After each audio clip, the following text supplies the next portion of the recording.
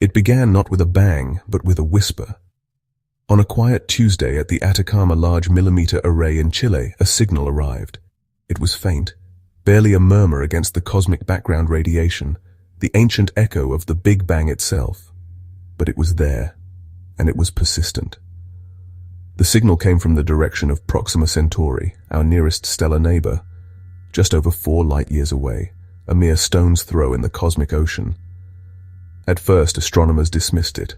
They thought it must be terrestrial interference, a stray signal from a satellite, a microwave oven, or even a misfiring car engine somewhere in the desert below. But this whisper refused to be ignored. It did not fade. It did not waver with the Earth's rotation in a way that would suggest a local source. They pointed the array away from Proxima Centauri, and the signal vanished. They pointed it back, and the whisper returned, as clear as a bell in a silent room. Panic, veiled by professional calm, began to set in. They alerted other observatories, the Parkes telescope in Australia, the 500-meter aperture spherical telescope in China. One by one, they all confirmed it. A focused, narrowband signal was emanating from the Proxima Centauri system. The universe was speaking, and we had, for the first time, picked up the phone. How did we know it was them? The universe is a noisy place. It sings its own songs. Pulsars, the spinning remnants of dead stars, emit radio waves with astonishing regularity. Quasars, the blazing hearts of ancient galaxies, scream across billions of light-years, but their songs are wild. They are born of raw physics. This signal was different. It was precise. It was narrow, incredibly narrow. It occupied a tiny sliver of the radio spectrum, a slice so thin that no known natural phenomenon could have produced it. Nature is messy. It doesn't color inside the lines. A signal this focused, this deliberate, can only be the product of technology. It's the difference between the roar of a waterfall and a single, pure note played on a flute. Furthermore, the signal contained layers of structured information. It wasn't just a simple pulse, it was modulated. It carried data. The final piece of evidence came from its origin. The signal was Doppler shifted in a way that perfectly matched the orbital mechanics of a planet. We could detect the tiny pull of a world as it circled Proxima Centauri. The signal's frequency rose and fell with a predictable rhythm, the signature of a transmitter moving toward us and then away from us as its planet spun and orbited its star. The evidence was overwhelming, the conclusion inescapable. We were listening to the voice of another world, and we had no idea what it was saying. The news did not leak. It was announced.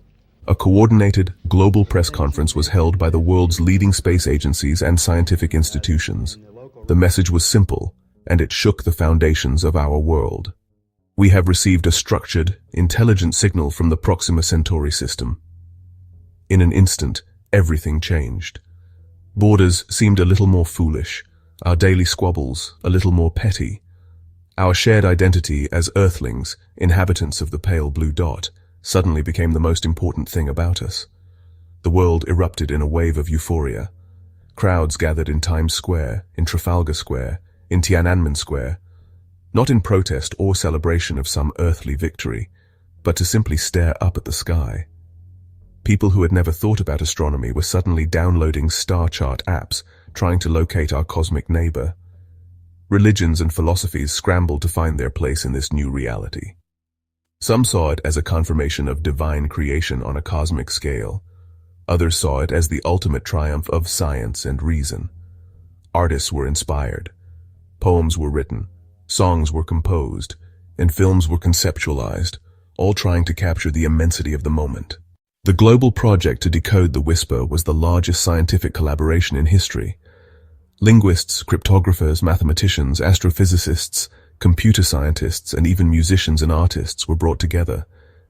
We had the brightest minds on the planet, all focused on a single problem. Supercomputers churned through the data for months, searching for patterns, for primes, for anything that resembled a key. We assumed they would start with something simple, a universal constant like the value of pi or the hydrogen line, a how-to-read-this message guide for dummies like us. But there was nothing, no simple key, no hello universe primer. The signal's complexity was staggering, its structure utterly alien. It was like trying to read a book written in a language that used no letters, no words, and no grammar we could recognize. It felt like a chimpanzee being shown the blueprint for a skyscraper. The chimp could see the lines and shapes, but it would have no concept of architecture, of engineering, of what it all meant. We tried every decryption technique known to humanity, from the ancient Caesar cipher to the most advanced quantum algorithms. Nothing worked. The silence of understanding was deafening. We had the answer to the greatest question of all time sitting on our hard drives, and it was completely, utterly, incomprehensibly silent. Why was the message so impossible to crack? We'd always assumed that any intelligent species would use the universal language of science and mathematics to make first contact. This assumption, it turned out, may have been our first great mistake. It was a profoundly human-centric way of thinking.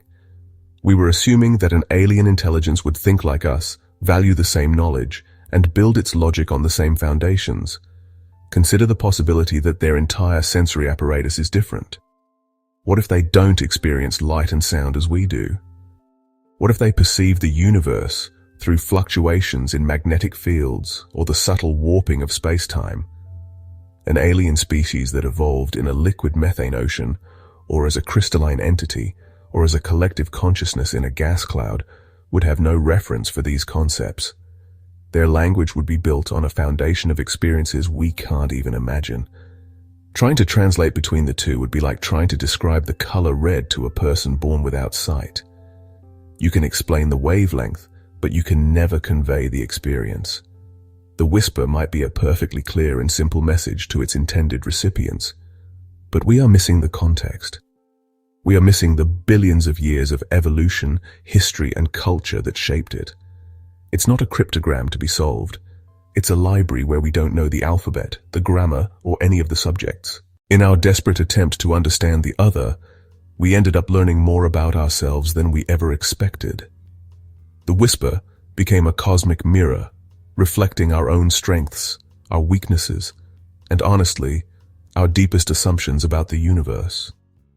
For centuries, since the Enlightenment, humanity had been on a trajectory of ever-increasing confidence. We split the atom. We walked on the moon. We mapped the human genome. We began to believe in our heart of hearts that there was no problem we couldn't eventually solve. The whisper shattered that illusion. It showed us that there are perhaps mountains of knowledge so tall we cannot even see their peaks. Our scientific models, our mathematical theorems, our philosophical frameworks. We had always treated them as universal truths. Now we had to confront the possibility that they were merely local truths, human truths. This realization sparked a renaissance in foundational thinking. Physicists, mathematicians, and philosophers began to ask radical new questions. Are there other kinds of logic? Could a universe be described by a mathematics completely alien to our own? The alien message forced us to appreciate the miracle of our own understanding. The fact that we can communicate at all, that my thoughts can be transferred to you through these squiggles on a page, suddenly seemed far more magical. Before the whisper, our loneliness was one of ignorance. We were alone because we didn't know if anyone else was out there.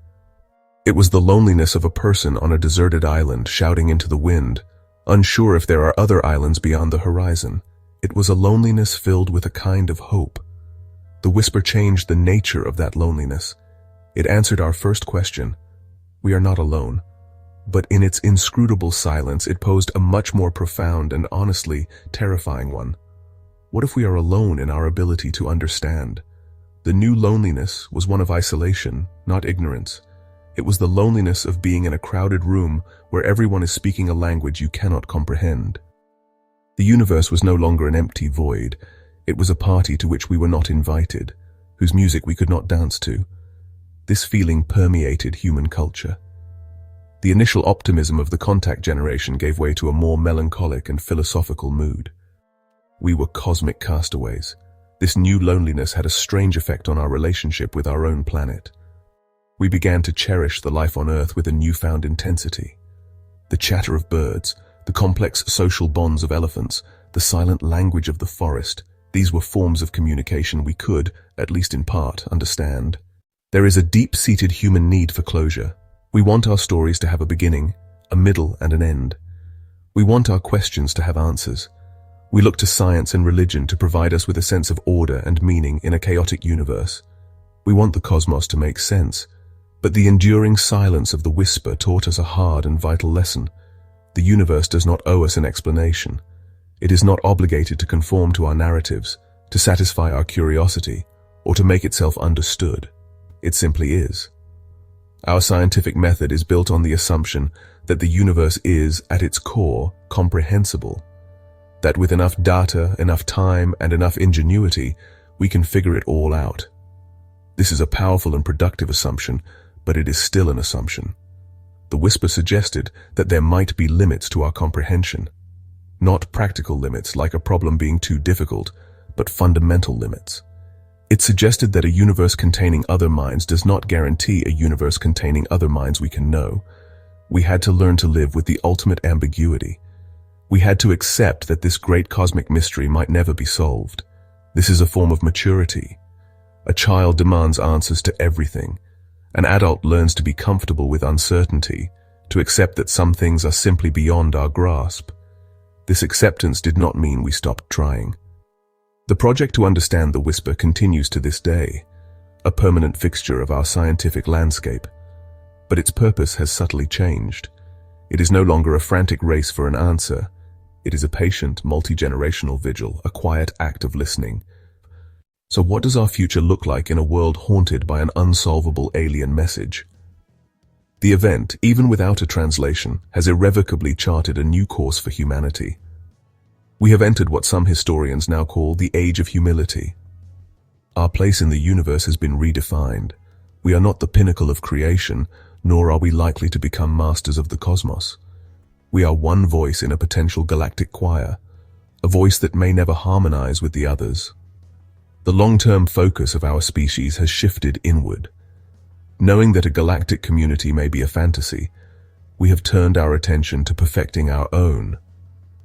The resources once dreamed of for interstellar colonization are now being poured into restoring our planet's health, solving our social inequalities, and building a sustainable, long-term civilization. The whisper acted as a cosmic catalyst, forcing us to confront our own problems rather than hoping for a deus ex machina from the stars. It taught us that if we want salvation, we have to find it within ourselves, on our own world. Our exploration of space continues, but with a different goal. We no longer search for intelligence with the naive hope of a conversation.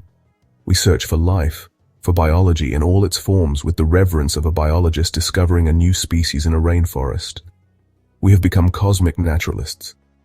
The whisper still arrives day after day, a steady stream of beautiful, meaningless complexity from our nearest stellar neighbor.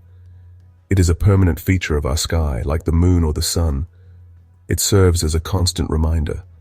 A reminder of our limits, a reminder of our loneliness, but also a reminder of the sheer wonder of it all, that we exist, that we can build instruments to hear a whisper from another star, that we can ask these questions at all.